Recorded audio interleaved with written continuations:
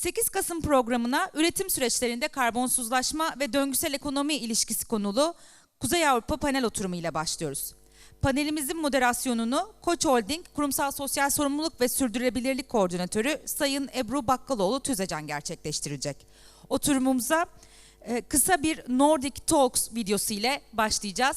Keyifli dinlemeler, sağ olun.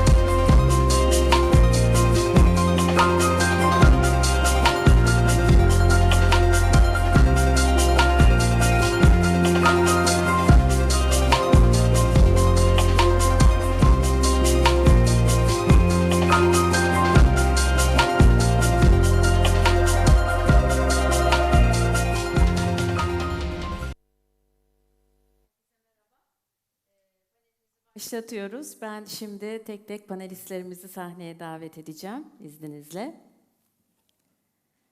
Bu arada panelimizin devamını İngilizce gerçekleştireceğiz. Onu da şimdiden belirteyim. Şimdi panelistlerimizi davet ediyorum. Doktor Juho Partanen, Tord Dale, Özkınacı ve Hande Bayrak.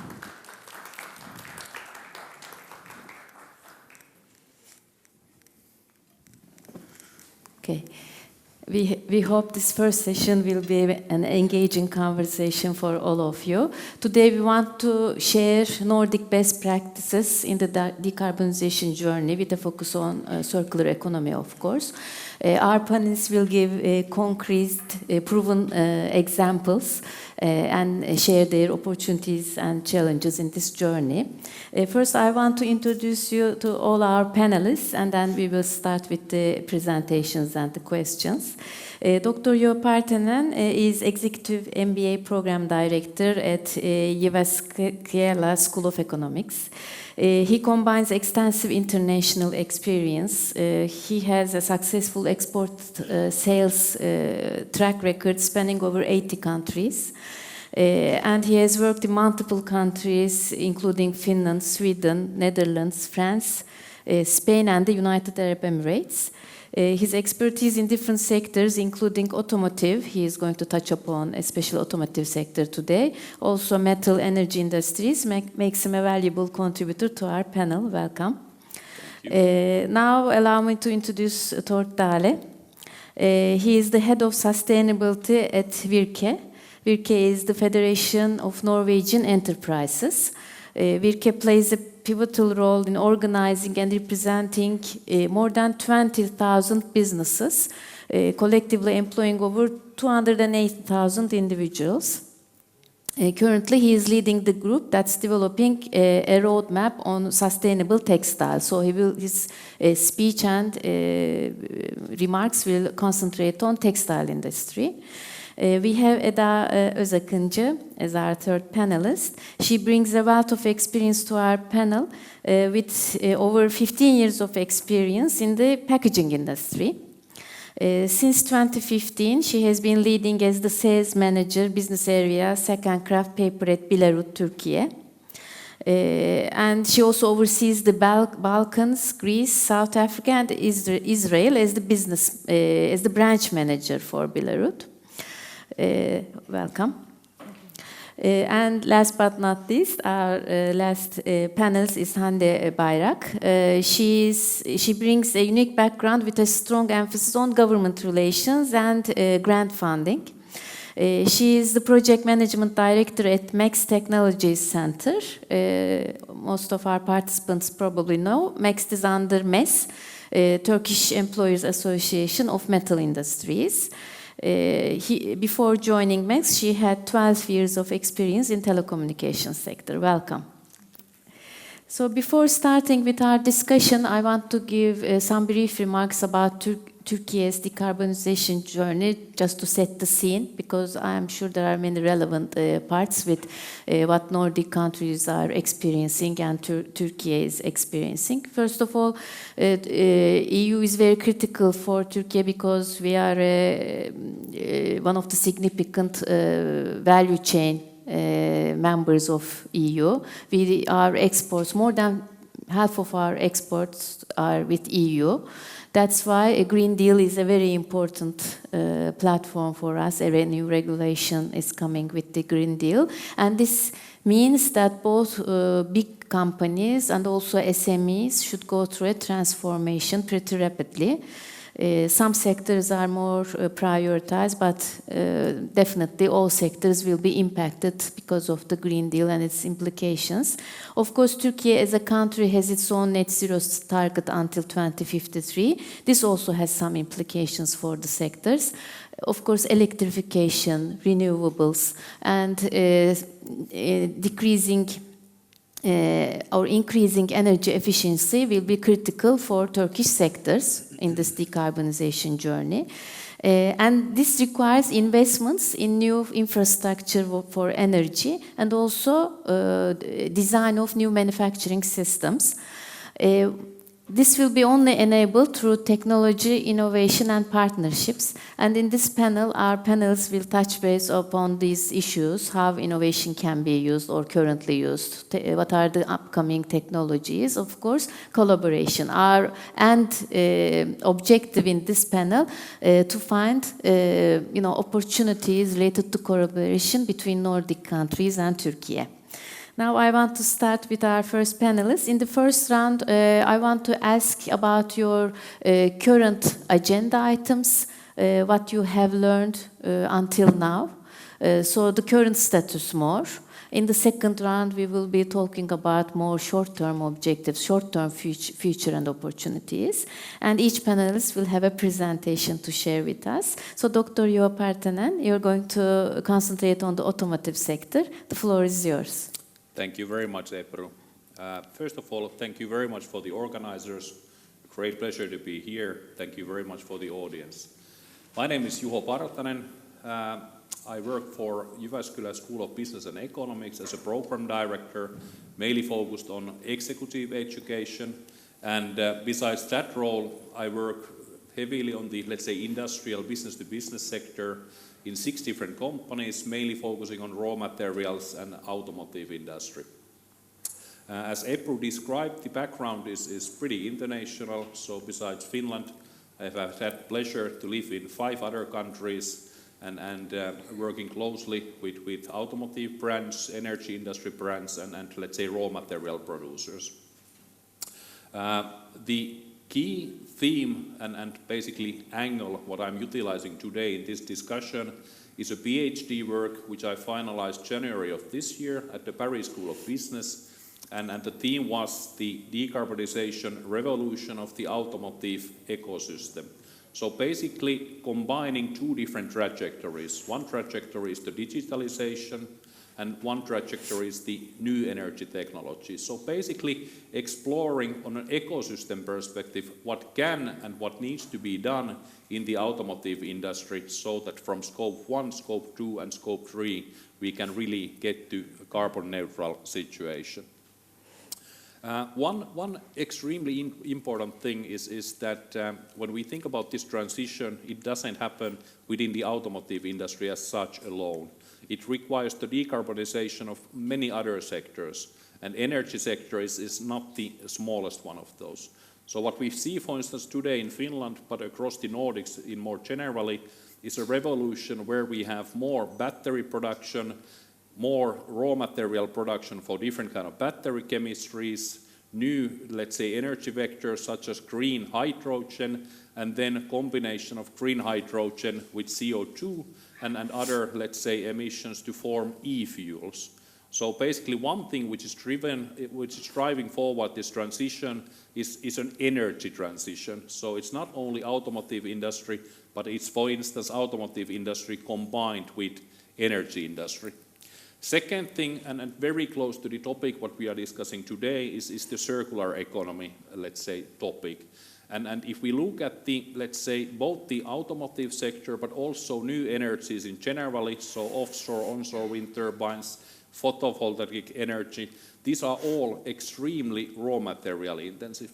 So it has been predicted that, for instance, in Europe by year 2050, the demand for alloys like copper would go up to 50x versus the current consumption.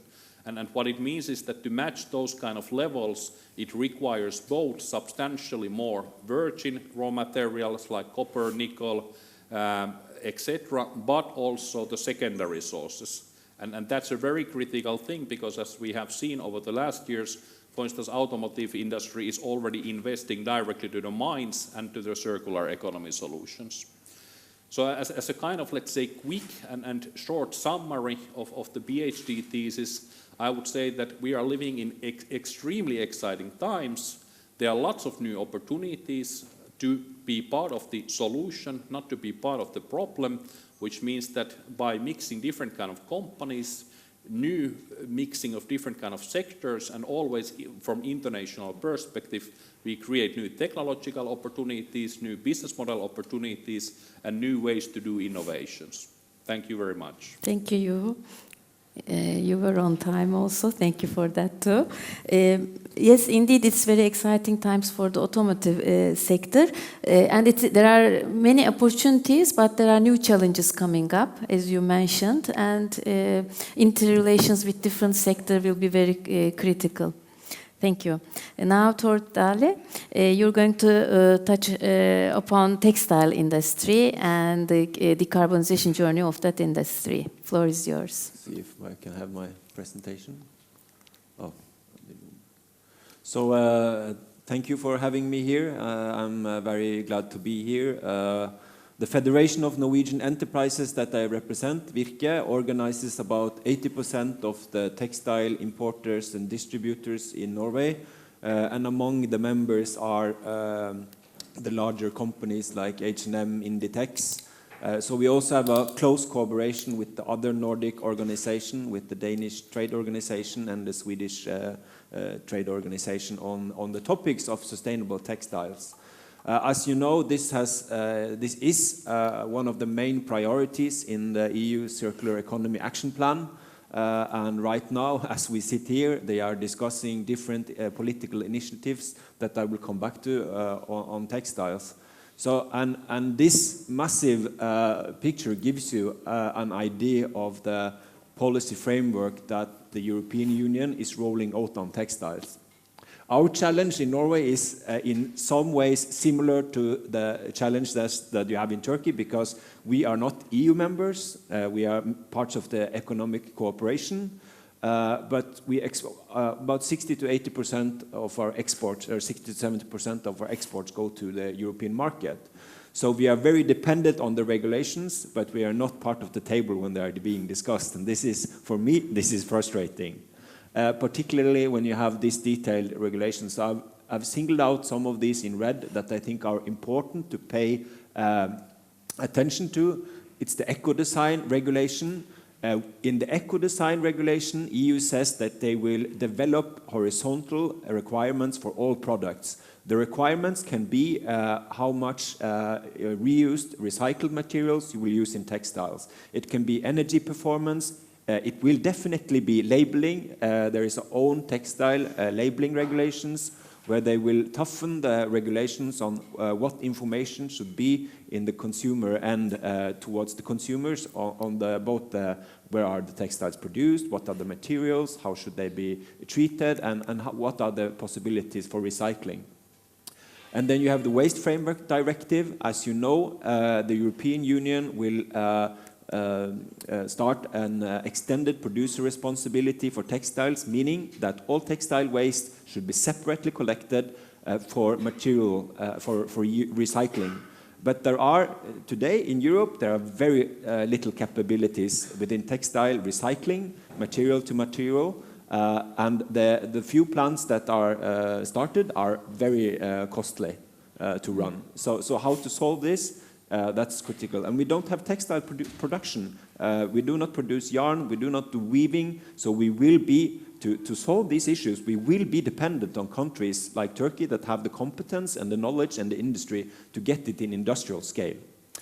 So this is a picture. I hope we can share this with the audience. It's important also for other industries. And then there is this dilemma: EU use textiles, but the world produce. 80% of primary raw materials are sourced outside EU. I know that, Turkey is one of the largest global suppliers of cotton. I think you're number 6. 88% of water is outside EU.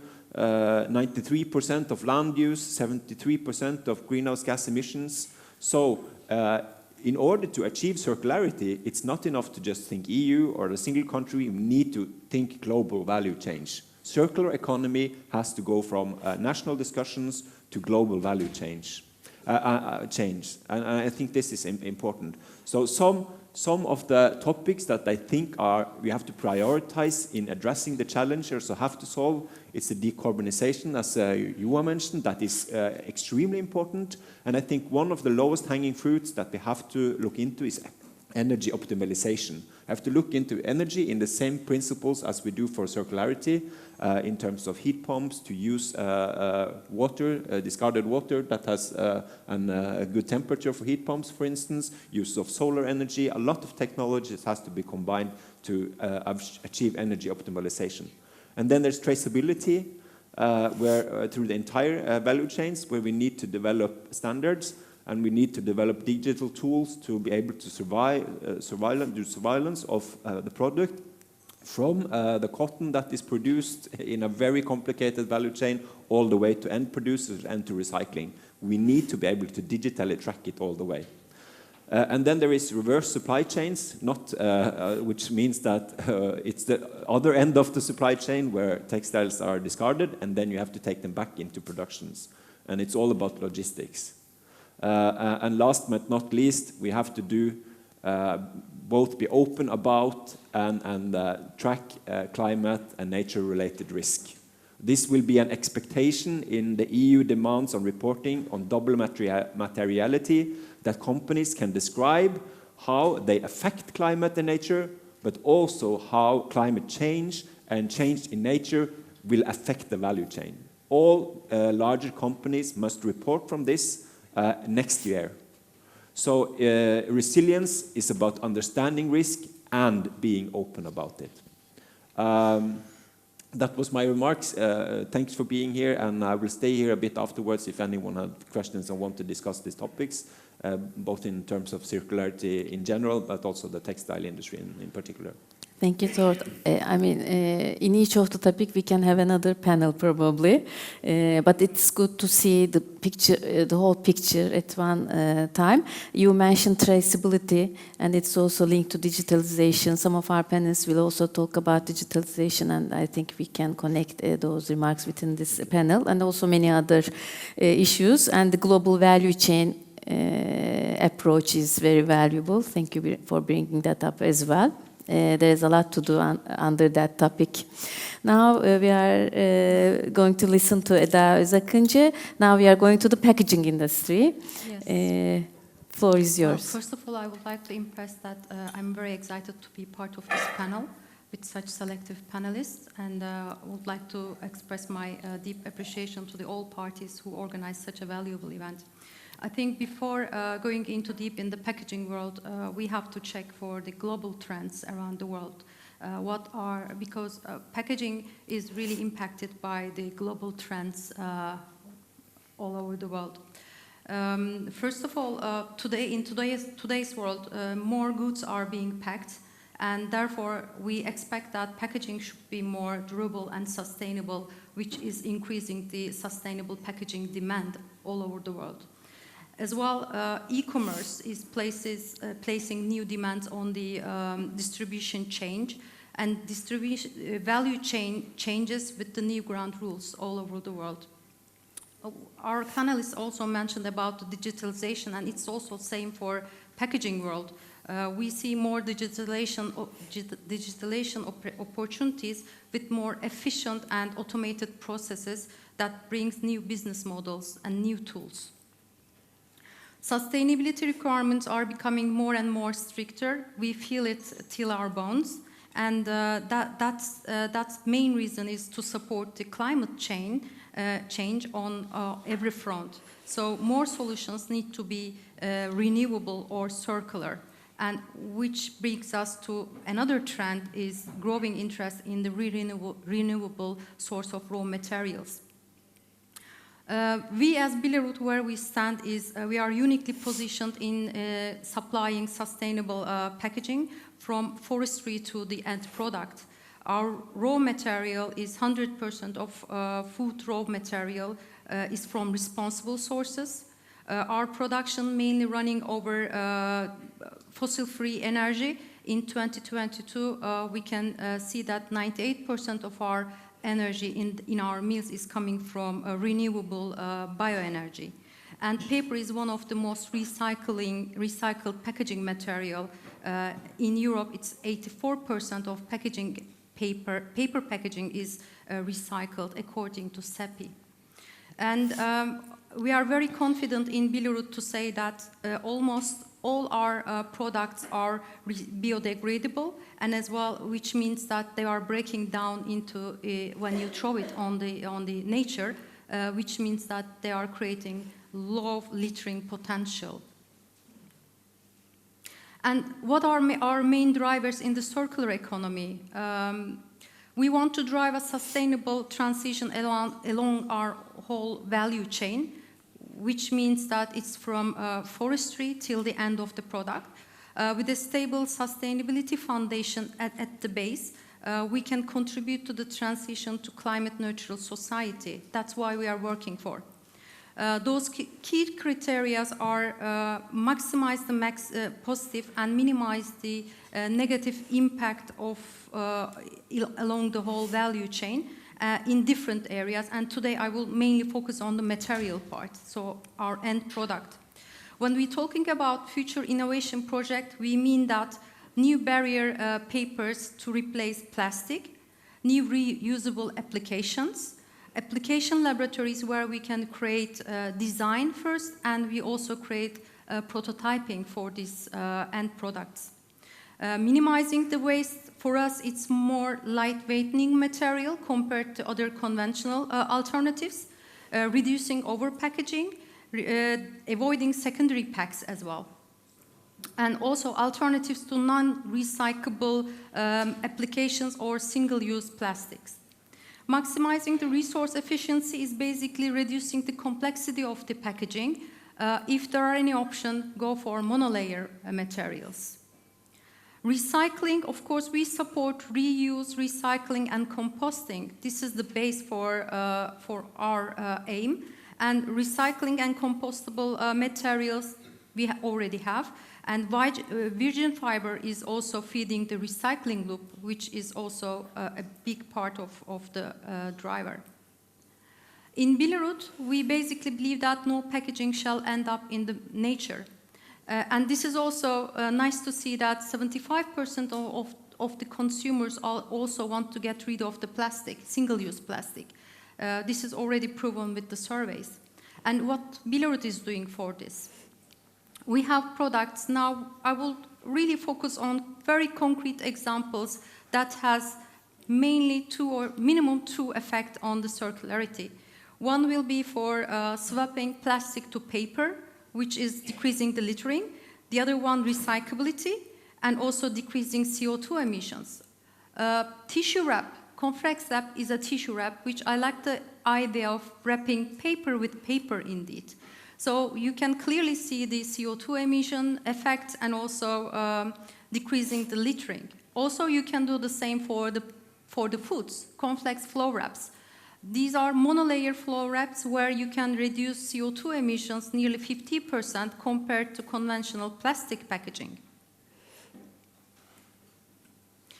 Another example from Billerud is Billerud fiber foam paper tray.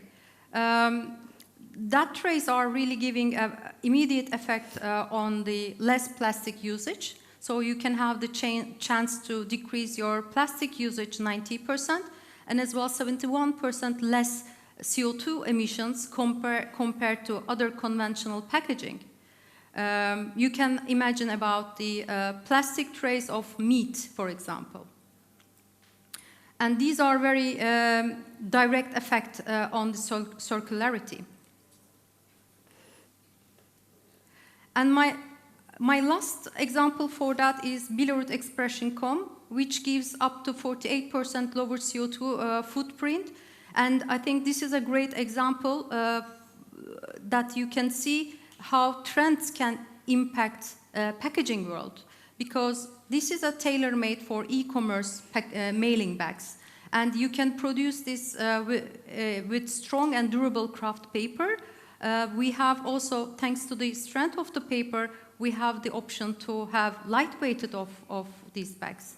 And they are totally proven in logistical application and also low climate impact. Yes, thank you very much. Thank you very much. These were very concrete examples, and I know how it is hard to eliminate single-use plastics. We have a commitment as Koç Group to end single-use plastic use, and it is a challenging journey. Thank you for the examples again. Now our fourth panelist, Hande Hanım. You're currently leading Danish-Turkish cooperation on making Turkish industry ready for the green transformation. Floor is yours. Thank you, Ebru, for the introduction. I'm really happy to be here on this event and on this panel with the fellow panelists. I will be mainly talking about making Turkish industry ready for green transformation project, which we undertake in collaboration with TISC and with support of Confederation of Danish Industry, DI. But before that, to contextualize why MEXT as a technology center is involved in sustainability, I'll just briefly give you some background information on MEXT Technology Center, which was established in 2020 with the sole purpose of accelerating digitalization and green transformation of the Turkish society. Turkish manufacturing industry. We are actually residing on a 10,000 square meters facility in Ataşehir, and we basically provide services in 4 pillars. One of them is the digital factory, which you can see in the presentation. It's a state-of-the-art real manufacturing environment where we use as a testbed for global innovators, a training platform, and which includes actually around 160 use cases, 50 of them which are actually sustainability use cases, which combines digital solutions.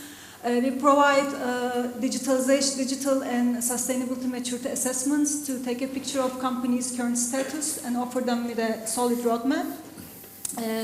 We have capability building and training programs, and we get together manufacturing companies with a very strong ecosystem comprising of startups, tech and solution provider companies.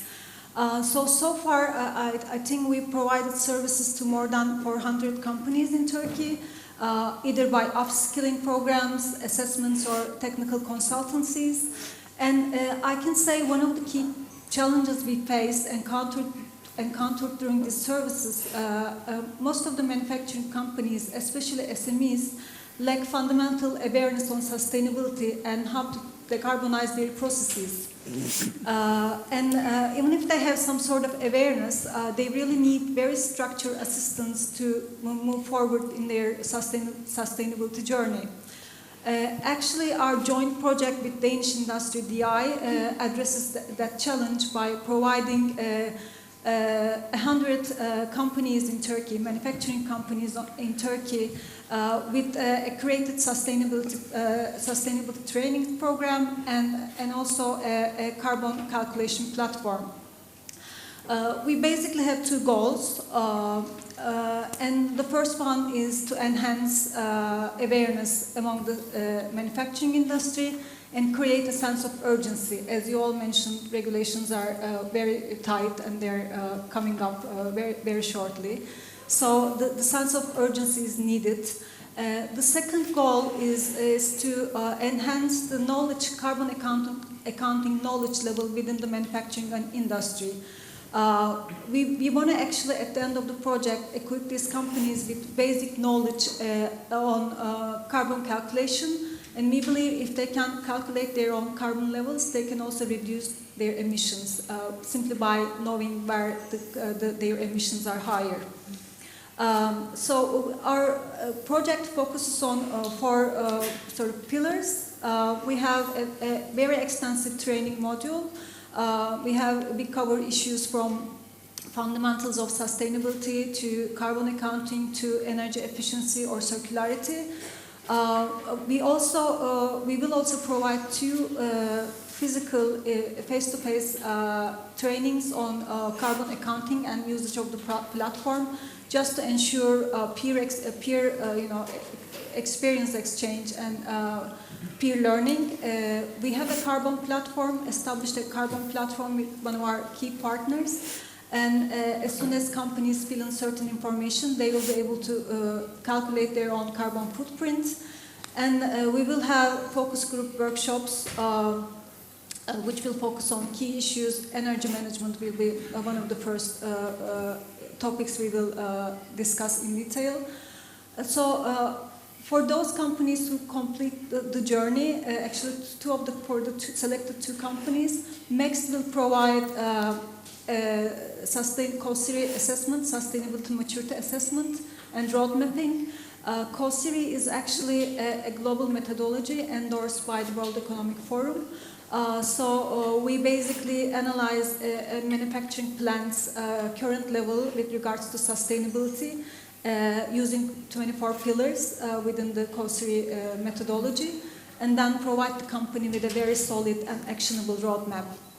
So two of the companies participating in the project will end up having this roadmap aside from the carbon calculation.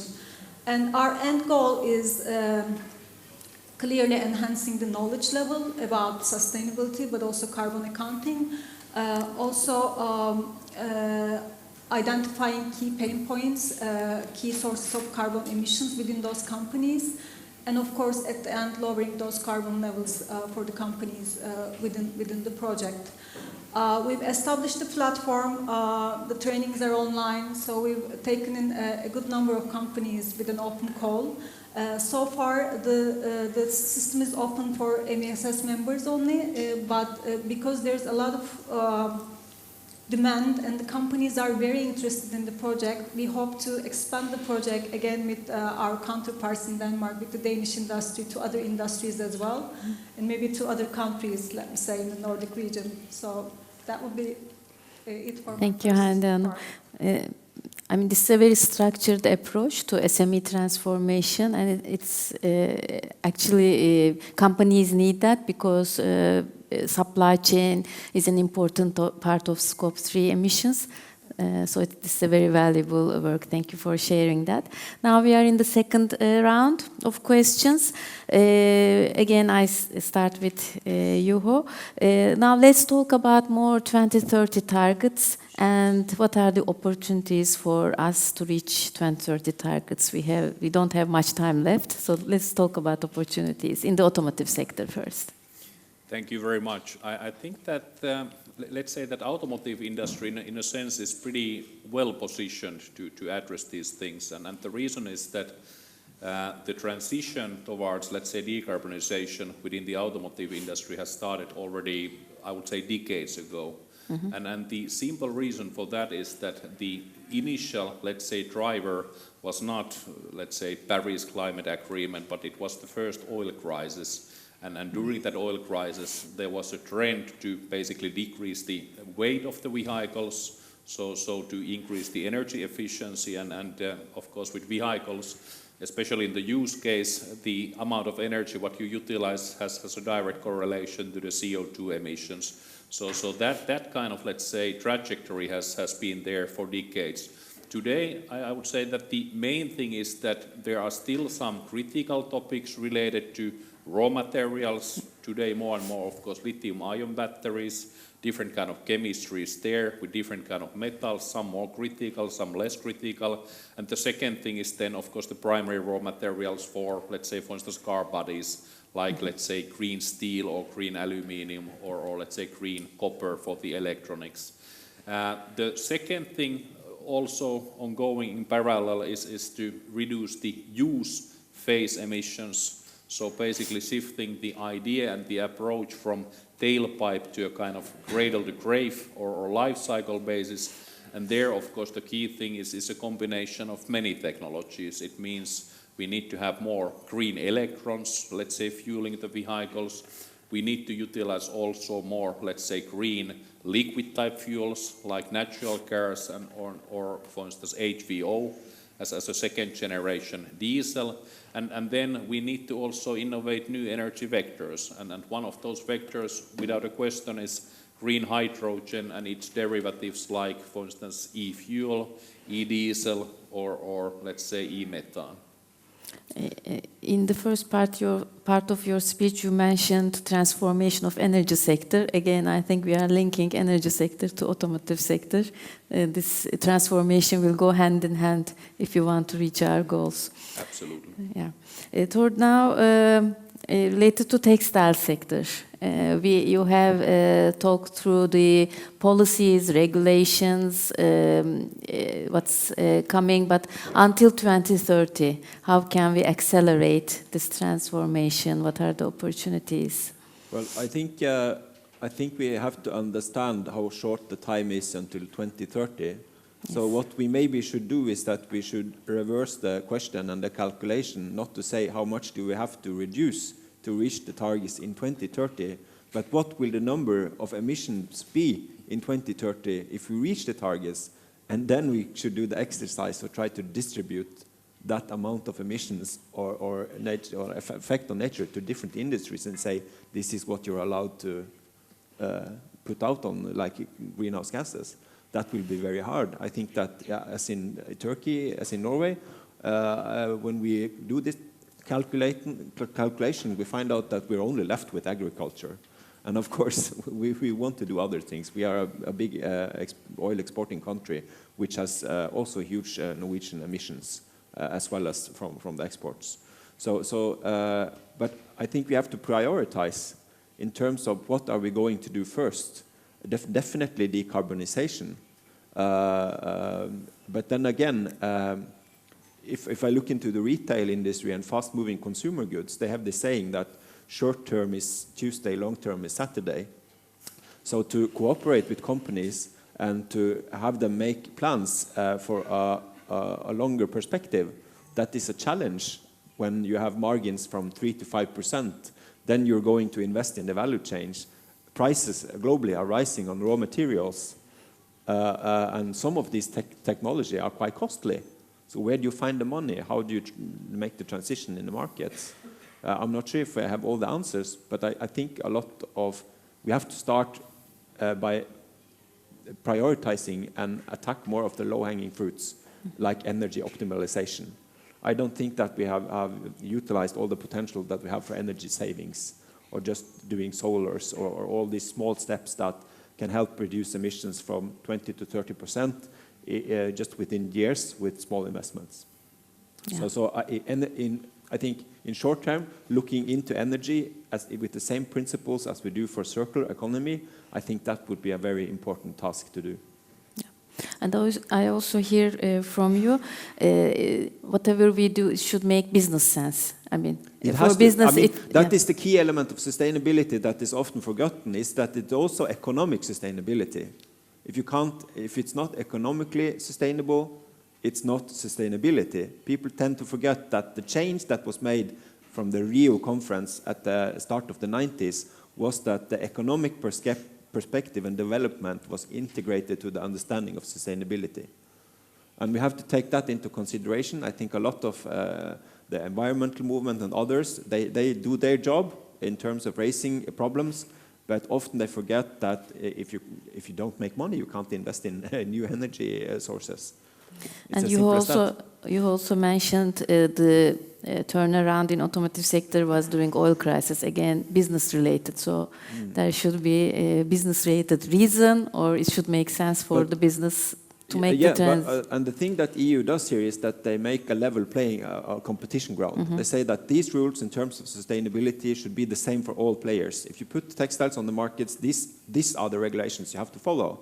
So we all compete on the same terms. Yeah. So that's a good thing. So that's why also, even though that in the industry not all of the regulations might be popular, they are important as long as they're equal to all players. Yeah, that's also very important.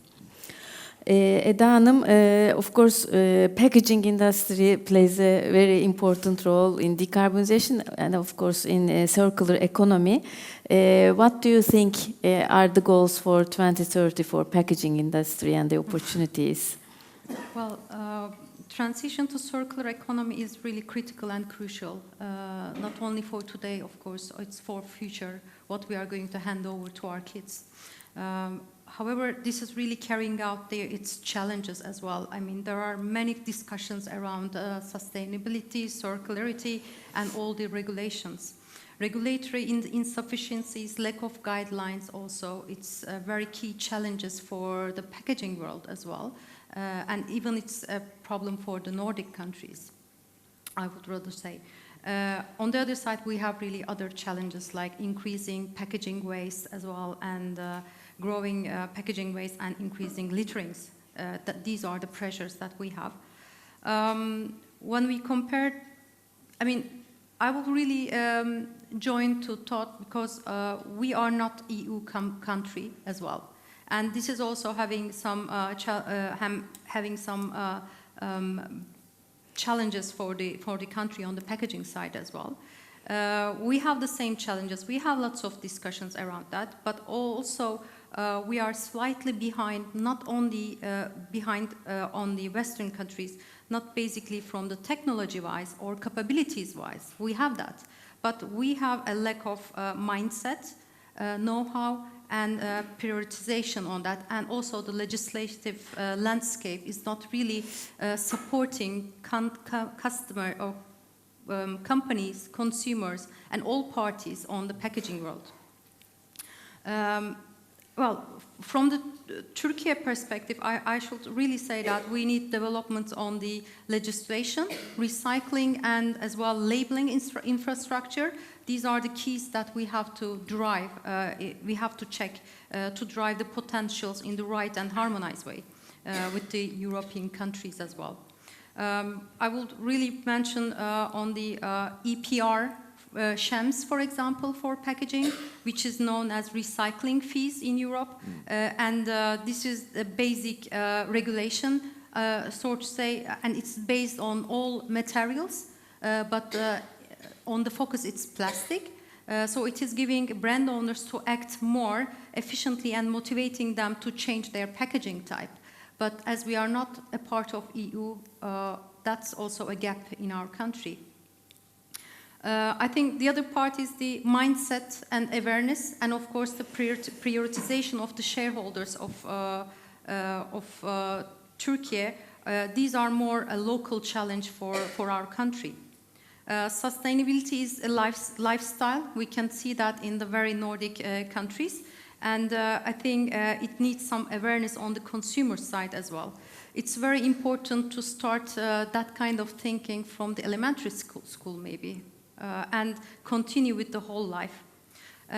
Of course, I can clearly say that economical conditions are also other challenges. However, all these challenges are bringing their opportunities as well on the side.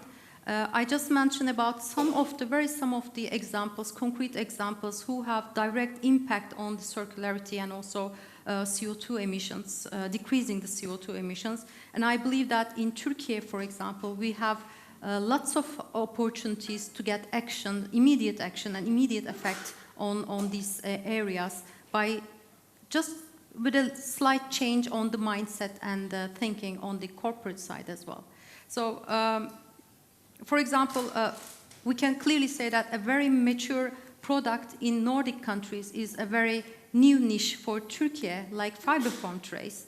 It's it's there since tens of years in Nordic countries, but we have none in Turkey, for example. So we have really good opportunities to act, if we can act in the right way and immediately.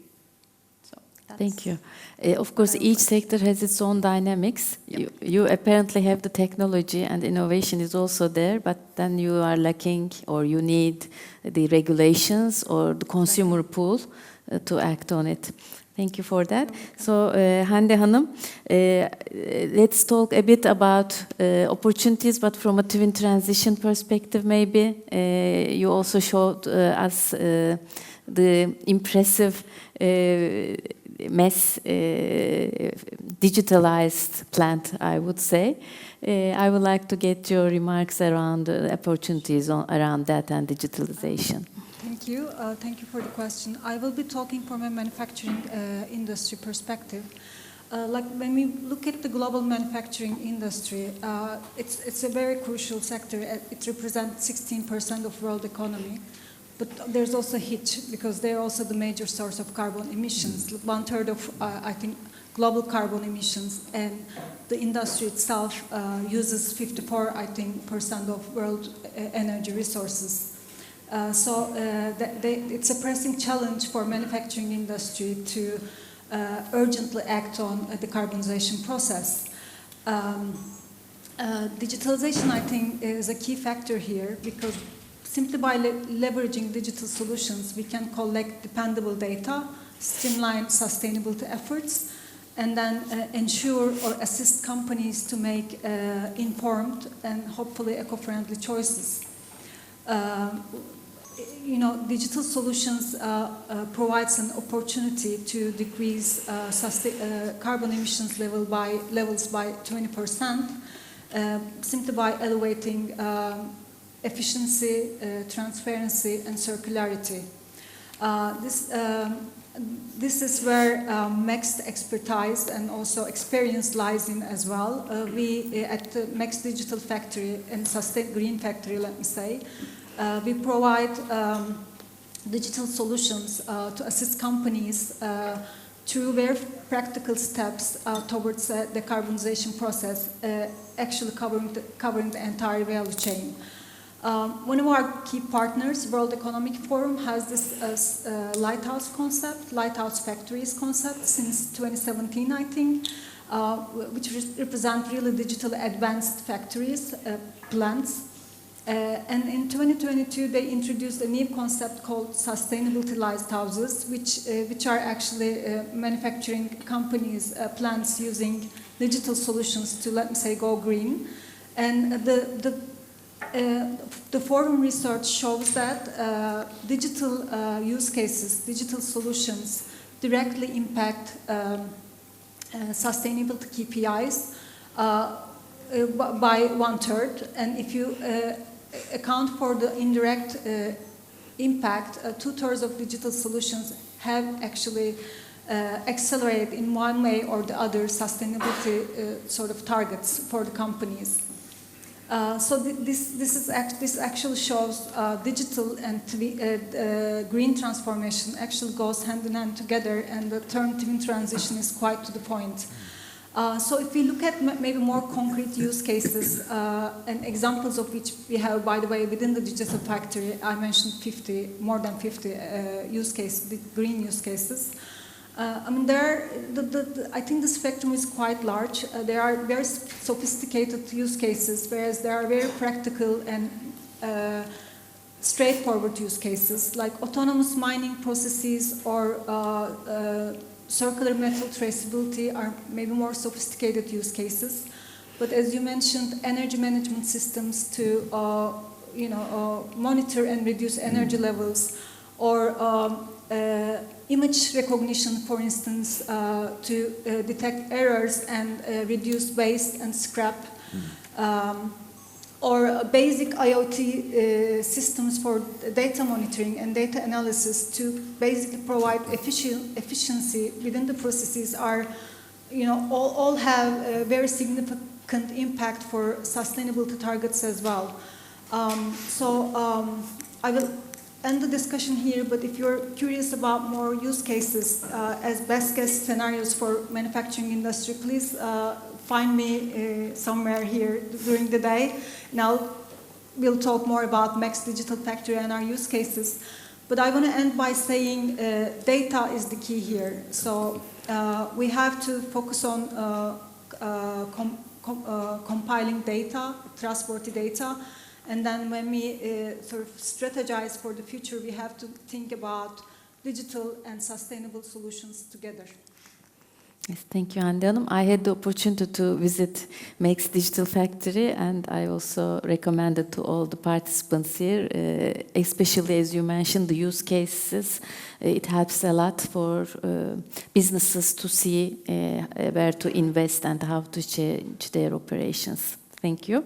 Now, last round of questions, very quick, because we want to leave time for questions from the participants as well. Juho, we are here actually to increase, cooperation opportunities between Nordic countries and Turkey.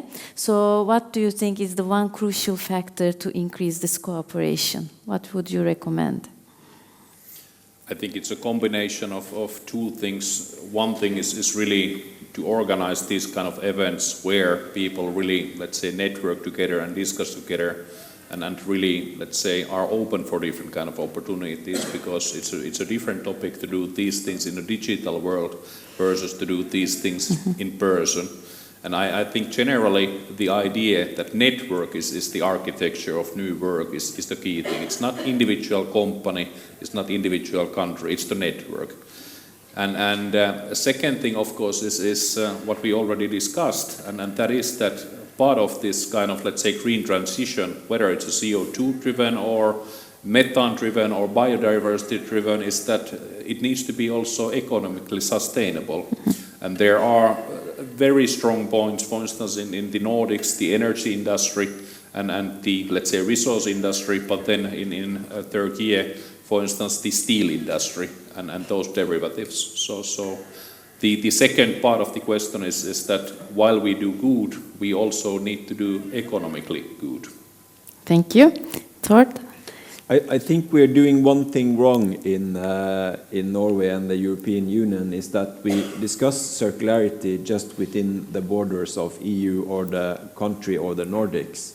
And we have to start inviting in the global value chain and make transition pathways that are global or cross-country. I mean, Turkey will be so important for the transition in the textile industry, both for the retailers in Norway and on the European market. And we have to find, like Juho says here, we have to find this meeting ground, which is not a conference, not necessarily, but a table to sit around and discuss, map the barriers, and start solving them one by one. And I think we have to do that in order to accelerate the transition. I worked in the maritime industry before, and I know also that the cooperation between Norway, other European countries, and Turkey is quite good. So I think that all those factors are here. So it's just starting working on and mapping what are the barriers. I think that the technology, like image recognition, all those small technologies will be very important to achieve reverse supply chains, because you have to scan all the textiles that you get back. You have to sort them into different materials, recognize colors, recognize metals that you have to sort out. So there are all these barriers and all these technologies that you have to put together, and they exist. But you just have to start working on them one by one. Thank you. Edana? In the last 20 years in Billerud, we have worked hard to decrease our CO2 emissions and also fossil fuel emissions. And we are also continuing to reduce our climate change footprint throughout our value chain. And offering sustainable packaging solutions to our customers, which enables them also decrease their footprints on the market. As well, we have production expertise, we have know-how on the industry, so that we can create really sustainable packaging materials that also without compromising from the performance of the product. We have dedicated teams in sustainability, And yes, we are really very much obsessed on this title, and we offer this to our partners.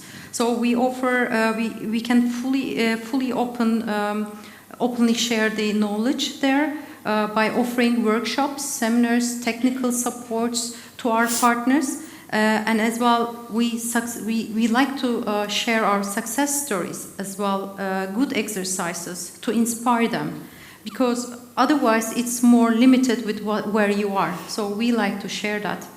Our sustainability team members are also part of on the other association groups, like CEPI. So they are also taking place in such kind of like Forever Green project, where they contribute to the sustainable regulations as well. So I think these are also very important sharings that we can also share with our partners within the packaging world.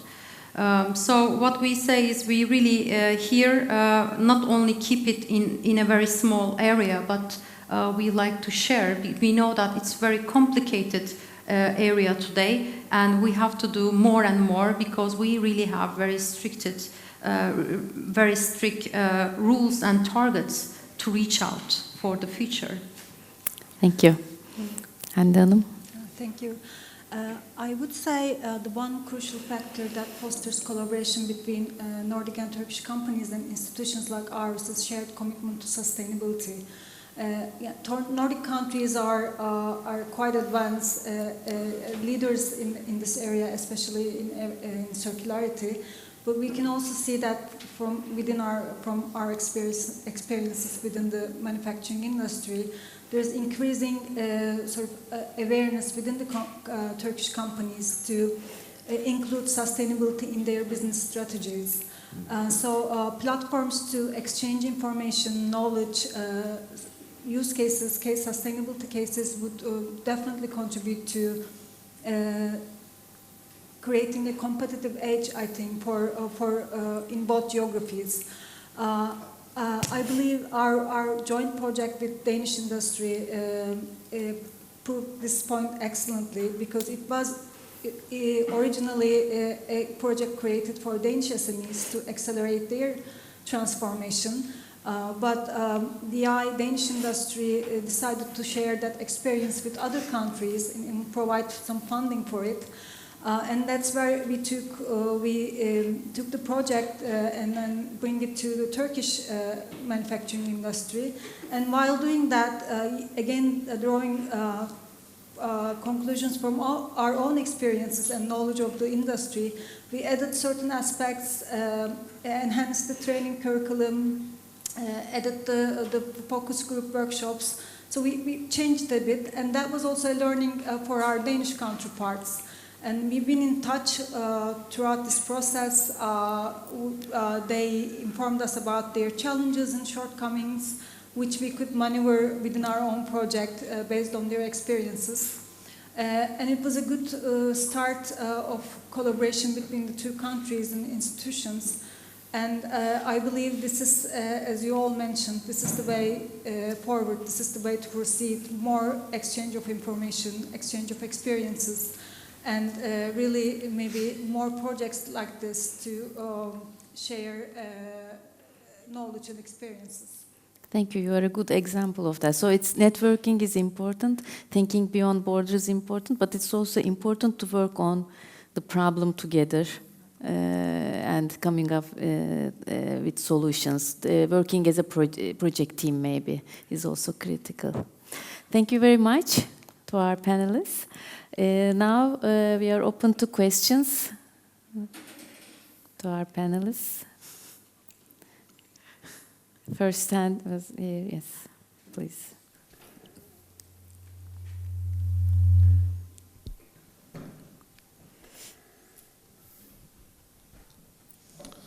Yeah, this is Tim Becker from Reach Law. So first of all, thank you very much to all the contributors for this insightful panel discussion.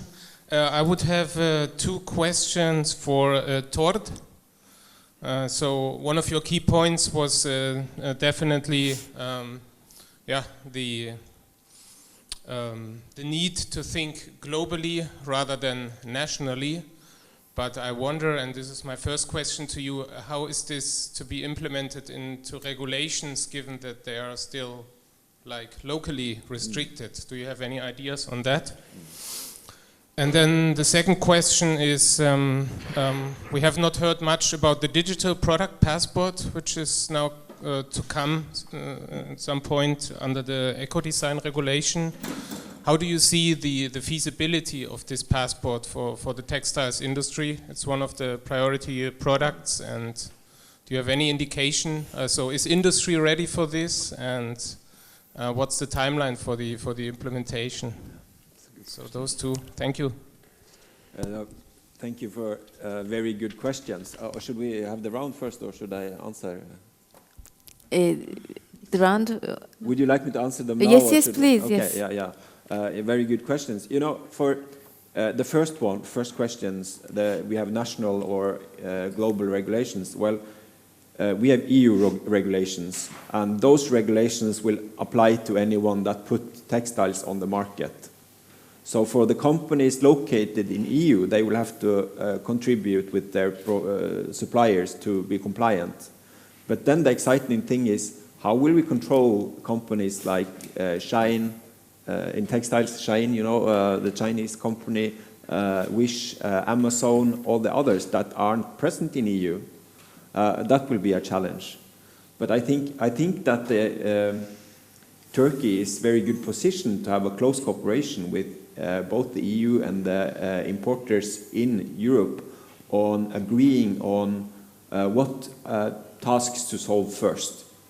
And digital product passports might be one of them, because you have both the raw materials in Turkey, so you have a large part of the value chain located in the same country, which makes the transition in terms of thinking across a global value chain easier, complicated but easier. For digital product passports, EU is developing the requirements, but I think you have to develop industry standards on what information should be included in the digital product passports. Maybe it should be ISO standards, maybe one should cooperate with the GS1, with the digital codes that were put on textiles, but you need to develop standards. But the product passports are only interested if you can systemize the information from them in a register, and in order to do that you have to develop categories. So for clothing, I mean, some of the companies, they produce 6,000 different articles every week, and they are what is called a t-shirt in one company is called a top in another company. So you need to to systemize all the information so that you can put it into a common register. I think that is one. The product passport is for each manufacturer on each textiles, but how do you systemize all the information? I think that hasn't been on the table, hasn't been properly discussed yet. So that's one of the things that we are looking into Norway. It's how can we use tariff codes to look into more information about the products, and that's also why I had traceability as one of my key points for the transition in textile industry. I hope that answered the question somehow. If not, we can discuss more. Yes, we have one more question. Thank you very much. First of all, the discussion is not very valuable. Can you hear me? Sorry. Oh, thank you. So I have two questions, if I may. First is that we all know that Nordic countries especially have like different targets for achieving carbon neutrality with different timelines. How does this affect, so maybe what is the major effect on specifically on your industries? That would be really useful, and also, I mean, for you as well, if you could answer that. But I have a specific question for Hande. You boosted up our curiosity about the use cases, so I think many of us would like to hear the use cases that you have developed in MEXT for sustainability or circularity purposes. Thank you. So for the first question, who would like to answer, or all three can answer? Is there a specific panelist you want to address the question? Okay. So, so I guess the question was a kind of combination that how do we compare, for instance, the Finnish CO2 targets? I mean, let's say based on the Paris Climate Agreement. I mean, Finland has been pretty, let's say, active and aggressive. 2035 is what they are trying to, let's say, achieve. But then the second question is that how is that basically reflecting to the specific industry, which in this case was automotive industry. I would say that, of course, Finland is not known to be the global hub of automotive industry, so it's mainly, I would say today, two topics. It's let's say, the systems part, so supply chain part, and then it's let's say, technologies and raw materials enabling this transition. So it's, for instance, let's say, CO2 neutral nickel, or it's let's say, biochar utilized as a battery, let's say, material. I would say that if we forget Finland from that spectrum and focus on a global level, I think that automotive industry in general is extremely well positioned and going to the right direction. Scope 1 emissions, Scope 2 emissions in, let's say, top companies like Volvo, or from supply chain point of view, companies like Valeo are definitely moving to the right direction. But the bigger topic and the most, let's say, critical and I would say pragmatic topic is not to focus only on the manufacturing side or supply chain side. It is to solve the overall topic, and that overall topic is the use case. And that use case is basically driven by then not only by the automotive industry, but all the industries around it. And that's why the ecosystem perspective is so crucial. So if we have a country where, let's say, from electricity mix, CO2 level is 20 grams, or if we have a country where the, let's say, CO2 is 380 grams, it makes a quite huge difference whether we utilize, let's say, fully electric or hybrid. So as a, let's say that as a summary, yes, definitely going to the right direction, but the complexity is that it's not only one segment, it's the ecosystem around that, and that needs to transfer at the same time. If it doesn't happen, then it's only Scope 1, Scope 2 that we can hit. Yeah. I'll be brief, I talked a bit, but you know, it's a paradox for Norway. We export oil and gas, and we import customer goods. So our emissions appear in other countries' climate budgets. So we are in a, I mean, what do we have to do? We have to map and report on Scope 3 emissions also for the consumption in Norway, because that, as a rich country, that's the only thing that makes sense. From our side, I think we have to consider it in different ways. First of all, what we are doing in our mills, in our productions, and also what our products are ending up on the all over the world. So yesterday we had the news that we are third party assessed as 100% recyclable materials. That's the first in the industry, I must say. So I think we are here on track. I mentioned about the bio-based energy, where we are using that, and it's 98%. Our target is, of course, 100%, and I think that will come. On the other side, regarding the product base, we are always targeting more efficient products, and it looks like that from one perspective we are achieving that, but on the other side, we need to be more worldwide acting on the product-wise. So I think we are a bit behind on that, but of course it is not only depending on our hands, it's also our customers, consumers, and also the converters that are really in line with that. So it's not that something Billerud or our industry can do, it's also the demand from the market and from the companies, brand owners. So they are all involved in such targets as well. So I believe that's my turn. Thank you for the question. I would really urge everyone to come and visit MEXT Digital Factory to see the use cases for themselves. But when we're developing use cases, we don't do it on our own. So we work with either startups or technology and solution providers, the best in their category. So the use cases we develop at MEXT are also a part of a collaborative effort, as you mentioned, which is very important in sustainability. So we have a range of use cases. I already mentioned some of them, but they range from using image recognition to decrease waste or scrap ratio, calculating carbon emissions per product, or recycling use cases. So I won't go in detail in a lot of those, among those, but please, again, come visit the factory for more details from our technical expert as well. Thank you, Hande. Unfortunately, we are out of time, so I see other hands. There are some more questions, but we can take those questions maybe outside. I will just ask our panelists for 1 or 2 sentences for call to action, and we are going to end our panel with their remarks. Please.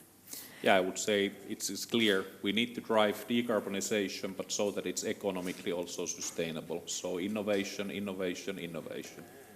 Good. I think I will hope that we can find some solutions to finance that we can get together in a room and discuss across the global value chain in order to accelerate the transition. We are here to lead the way. We cannot do that alone, to be honest. That's why we also want to challenge the conventional packaging. That's right, but it's not only challenging conventional packaging, but also it's challenging conventional business. So join us, and we can do the change and create awareness on the market for our future. So I would say twin transition is the key for a more competitive manufacturing industry, and we have to take action now. Thank you very much. I want to thank all of you for your wonderful remarks, and thank you all. We continue the conversation outside probably, because there are lots of more questions, I assume. Thank you very much. Thank you. Thank you. Thank you. Sayın Ebru Bakkaloğlu Tüzecan, Juho Partanen, Hande Bayrak, Dale ve Eda Özkınacı'ya değerli görüşleri ve katkıları için teşekkür ederiz. Thank you for your contributions.